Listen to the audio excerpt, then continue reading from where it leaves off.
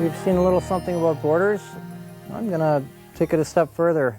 We're going to do a graduation design. The graduation cakes are very popular, so I'm going to use a silhouette stencil, and I'm going to lay it on the cake like so. Again, making sure that the icing is set up and has a little bit of a crust so that the stencil doesn't stick to the icing.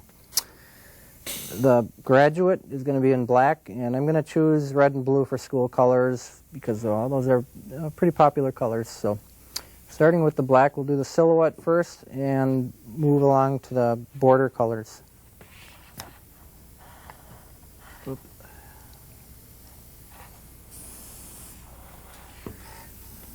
Okay, as long as the stencil is flat on the cake, there's no need for you to really hold it down. Just try to keep the airbrush spring straight down so that it doesn't blow the stencil up. If you get air underneath there, it flutters like that. So you want to keep the airbrush aiming down at it. We're going to start along the edge, and maybe you might want to use your fingertips a little bit just to keep that edge down if necessary.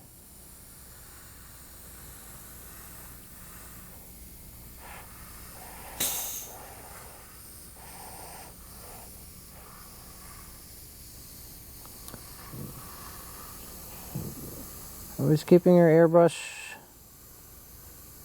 a slight distance away from the stencil. Get it too close and it makes the airbrush want to flutter. If you get it too far, if you hold it back this far, we might get overspray, and then you could see some black on the edge outside of the stencil, which you don't want. If that ends up being a major concern, one thing that I've done in the past is just held a piece of paper or cardboard, again, just as a mask, so that any overspray from inside the stencil will just go onto the cardboard or paper versus going onto the icing.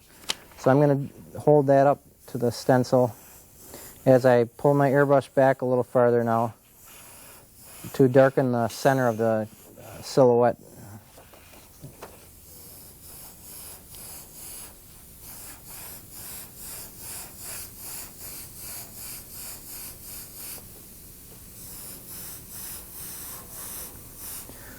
This is a lot quicker than taking and drawing a picture of a graduate, whether it be freehand or with a projection machine. Whoops. Human error, that sometimes happens. Nevertheless, it's still faster to take and spray this because the drawing aspect of it takes a little longer. Now when it's time to remove that, just get your finger underneath and pull it off. You get a nice clean edge. I'm going to get rid of the black.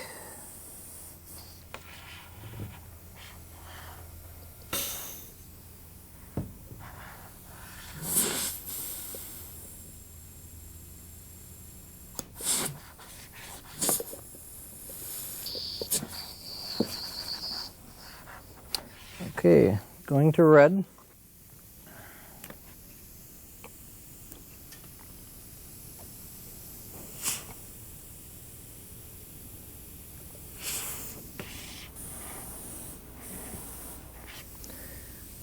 I'm going to start with the wide spray in the background, keeping it farther away from the surface. I'm also keeping it a little more subtle, a little more pale.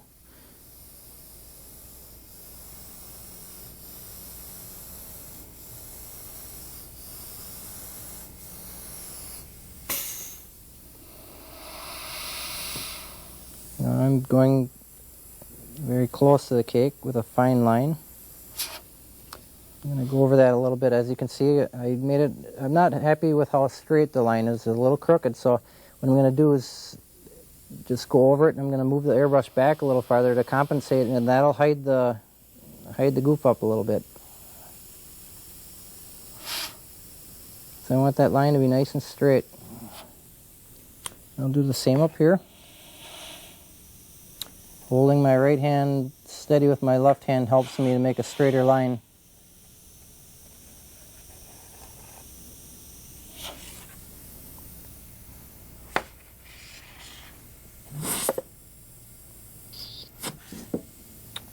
Okay.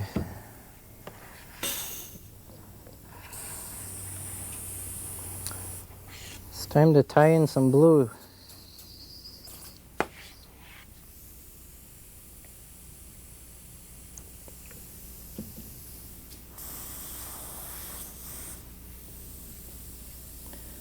Gonna make another parallel line. Not getting it too close to the red. I don't want to have the red and blue overlap where you get a little dirtier color again. Red and blue together make burgundy. And we don't want that.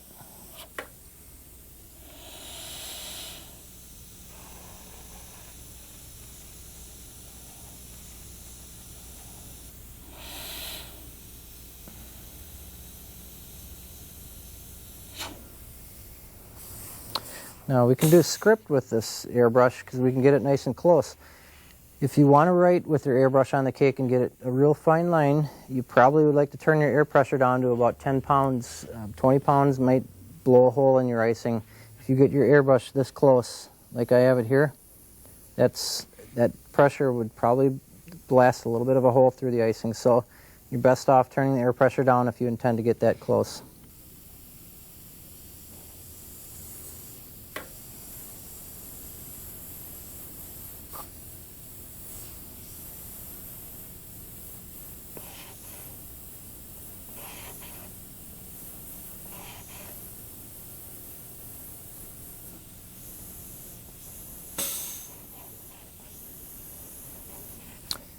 Now there's different things you can do and go back and make it a little fancier on your writing. You can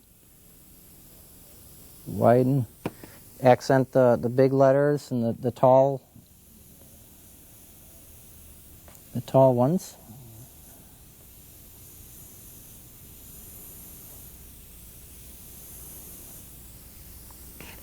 Congratulations. We'll just say congratulations, graduate. And I'll do that in a different color.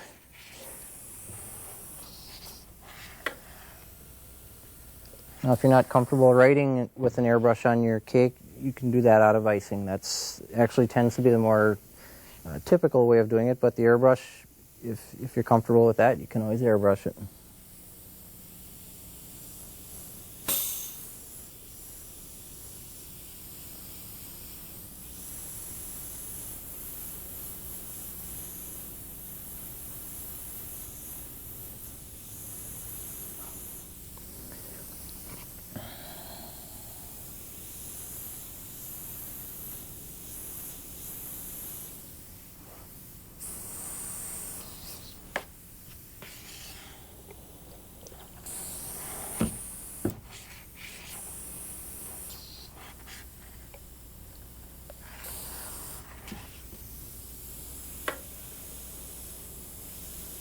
Now it's up to you when you're doing the artistic work. If you think that's enough